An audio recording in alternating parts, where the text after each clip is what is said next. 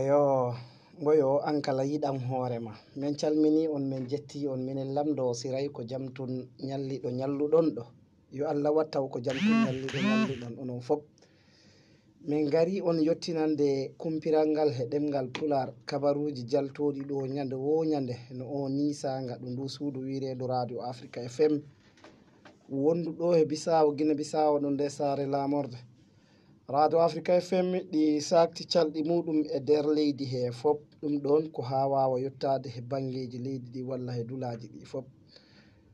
kala ɗi sakti hen yimɓe muɗum ha ɓe bawa subde ko watta hen ko ɓe gadda ga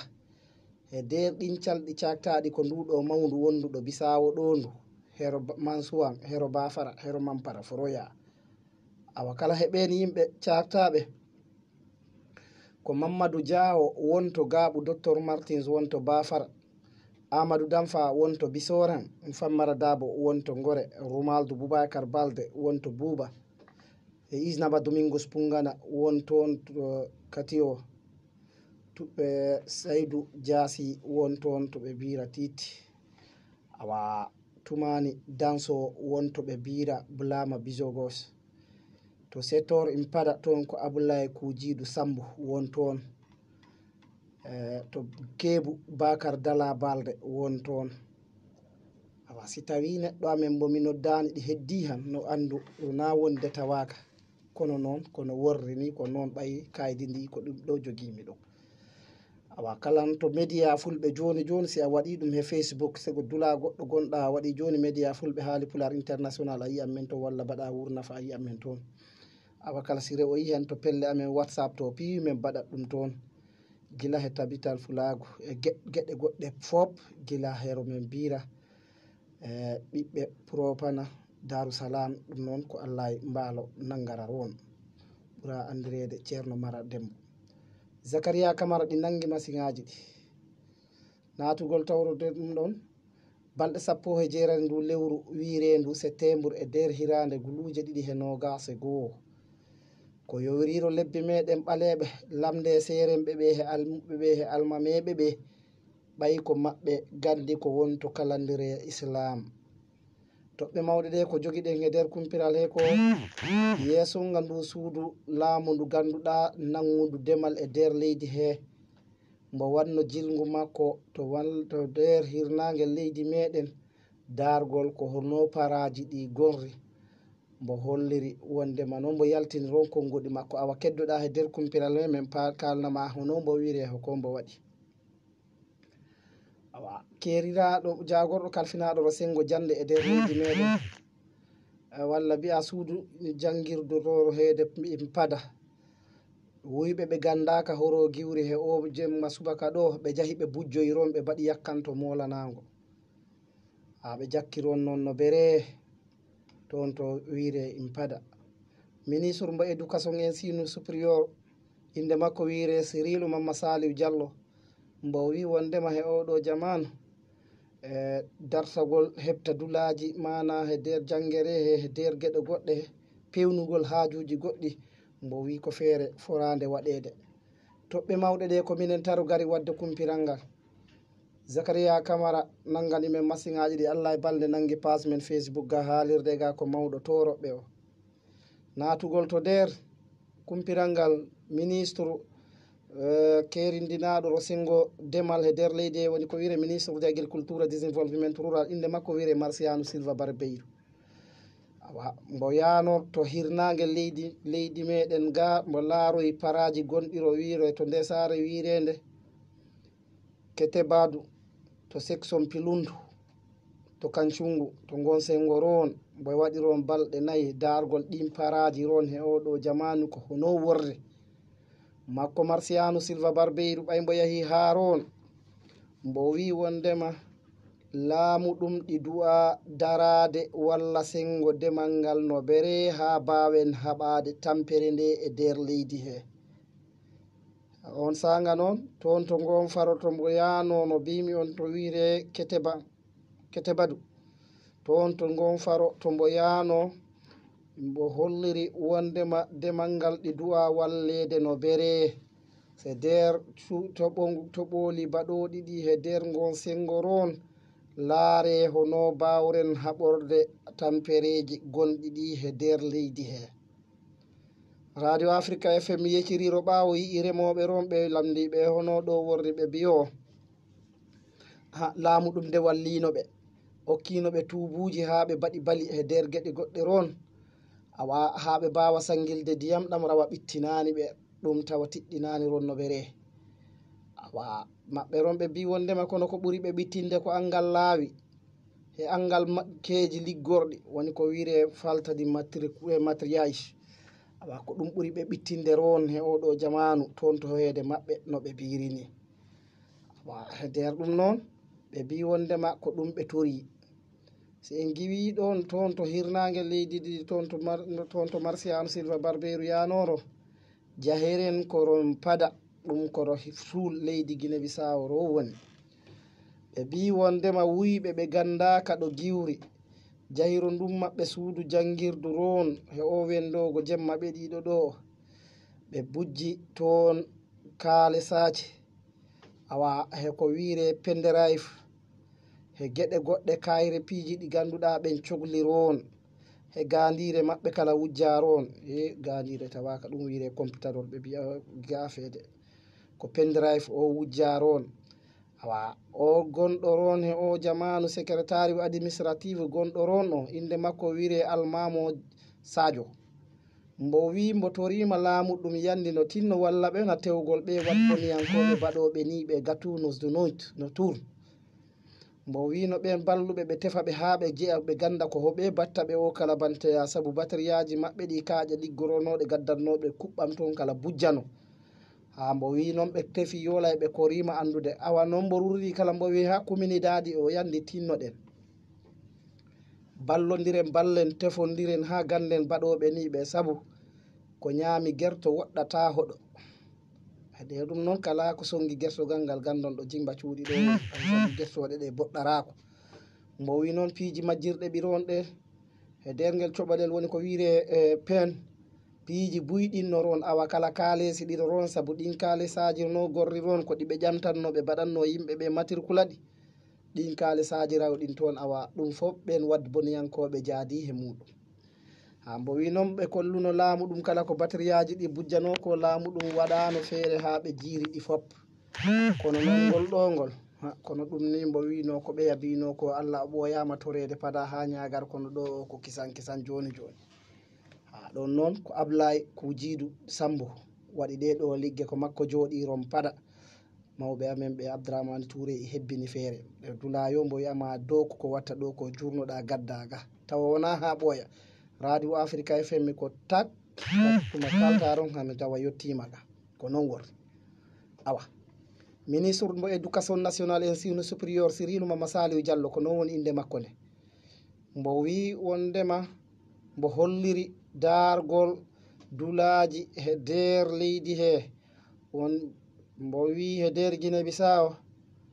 mbo wi kala pewrintingol pehe goɗɗe he dargol piiji ɗi hono ɓeydirse he nder daranagol kaɓagol ko saŋani he nder baggol pehe pewɗe he nder leydi mbo wi ko hunde mawlanade e nder konguɗi makko ɗi no ɓe kolliri ni makko mbo kalanmi on o tawi bon haala se nde jayde wirende no pinca saga nde ɓe banno kawriral maɓɓe to ndu suudu ndu ganduɗa wire Institut National de Pesquise Institut de Pesquise INEP awa makko Cyril Mama Saliou Diallo ko rombo yaltini ɗiɗo konguɗi kalanmi ɗo ɗi mbo wawi ron noon wiide kala gouverne Guinée Bissau o mbo wi no ɗin ɓen no tinno daro kollira mana ko wire historia he nder no wiroro ni fina tawa walla e nder hajuji muɗum mbo wi ɗin ɗon kala ko ɓeɗino ko e nder geɗe askoji woni ko ɗum ɗon fof piiji pewrindine ha laare ha fono fori worrude makko Cyril Mama Saliou Diallo ɗi sogla he nder ɗen ɗon geɗe ɓeydindirgol pehe he nder dandugol leydi men ndi he nder ɗin ɗon piiji he nder moftugo molanago he nder ganduɗa ko sogla ko no fori worrude ni e nder keɓal e dendagal piiji e battindirgol pehe. Cyril Mama Saliou Diallo wi ha hilinni he sabu ɗin ɗon geɗe laamu ɗum ɗi duwa yaccinde pehe muɗum e dendagal sariyaji e battugol ko ɓuri moƴƴude e nder ɗen ɗon geɗe.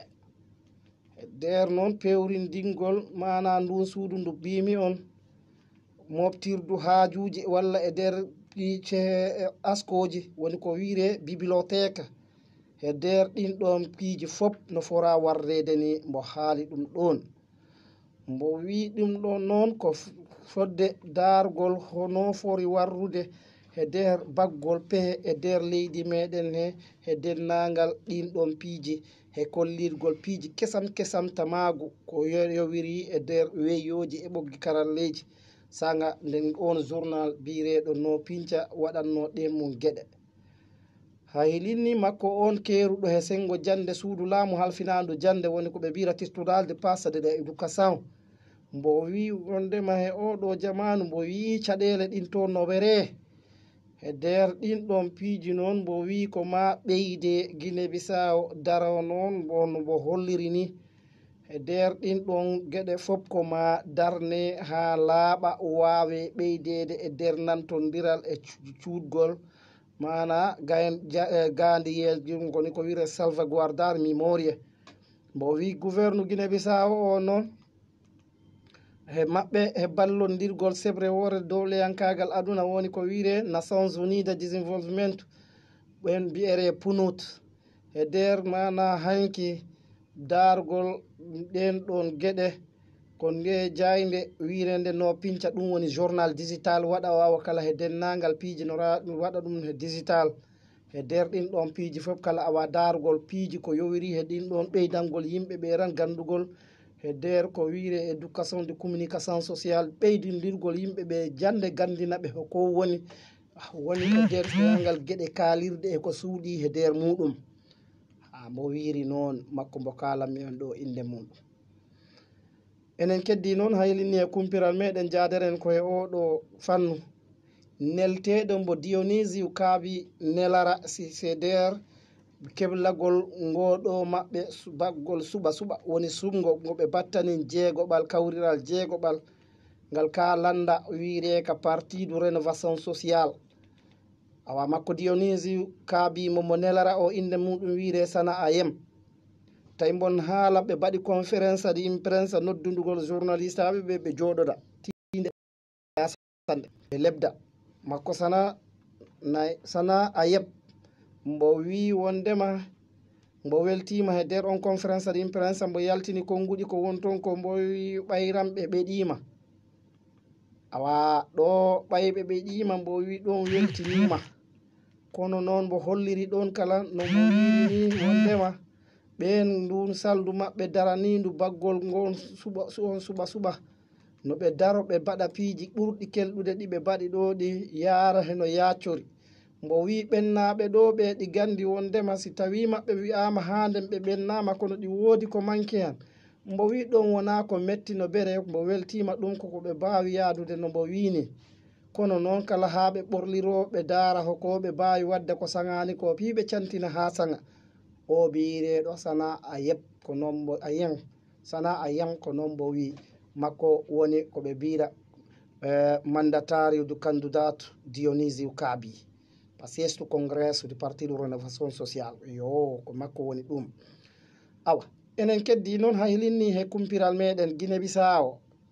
ɗi wawi tawoyede e luumo mana jeygol e nder ɗe leyɗele biyereɗe UEMOA to Burkina Faso waɗoyre ko arta ko to Wagadugu to saare maɓɓe lamorde ro awa he nder ɗum noon he nder leyɗele jeerari woni no ɓe mbi wondema he nder ɗen leyɗele mbo wi wondema he nder ɗum noon balɗe jeerari ndu lewru wiire ndu Oytobre e nder ɗum mbo wi wondema yahara ron toon to ndu leydi wiire ndu balɗe jeego ha balɗe jeerari ndu lewru wiire ndu Oytobre aroyonu ndu awa ngal kawriral waɗoyre to wiire Wagadugu Burkina Faso saare maɓɓe lamorde ro mbo holliri noon wondema he oɗo jamanu ɗin ɗon piiji ron awa mo wi o bireɗo ceerno diallo makko woni ministre du commerce jagorɗo kalfinaɗo sengo julankagal e nder leydi meɗen walla jeygu e nder ɗin noon mbo holliri wondema makko Cyril Mamma Saliou Diallo makko ceerno Diallo eyo ceerno Diallo gacciyake ɓaymi jangino inde Cyril ro dowro ɗum waɗi mbimi ga Cyril Diafe makko ceerno Diallo mbo holliri wondema makko woni ministre du commerce o leydi ndi ɗi wawi walla laamuɗum ɗi wawi daroyade hollira pehe e nder ɗum ɗon noon waɗa créer conditions ko ɗum woni kol ɓeydugol pehe waɗa bore kattane ha yimɓe ɓe bawa nabde keeji meɗen ɗi ganduɗa gandoye kala he ɗin ɗon feeraji ɗo mo watta organise e dennagal leyɗele he oɗo jamanu haylini noon ɓeɗo wondema yimɓe ɓe ganduɗa ɗi mbaɗa he nder muɗum o bireɗo Nerida Battista e o bireɗo Fatima Lopis ɓe bi wondema ko ɓen jahanta inde Guinée Bissau ron ɓen noon kala bi wondema naɓat inde Guinée Bissau nde rawa hersa ala he muɗum no ɓe birini ɓe bi wondema ɓe darto ɗum wona darde molanade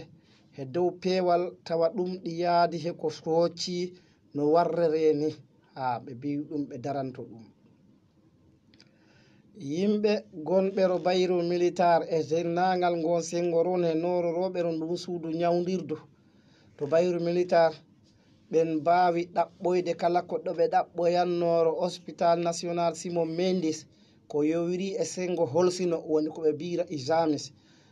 ɓe mbaɗi laboratoire mo ganduɗa ɗi jogui bore no bere toon to ndun suudu ñawdirdu ndu bayru militaire wa hanki tawi ɓen timmini duuɓi 14 wonnono suka ni hambo hempima suka awa ɓe bi wondema o bireɗo Hippolyte Lona mbo wi e nder oɗo jamanu ɓe keeɓi manakeji garɗuɗi toon matériel ji ɗi ganduɗa bawara holsinade neɗɗo no hospital national Simon Mendis ni ha wawa kala uyrude jowo gonoɗo ron o to Simon Mendis Hippolyte Lona mbo wi wondema oɗo mbo wi wondema caɗele ko ɓe jogui ron ko angal keeji kaɓorɗi e dennagal piiji awa e nder ɗum noon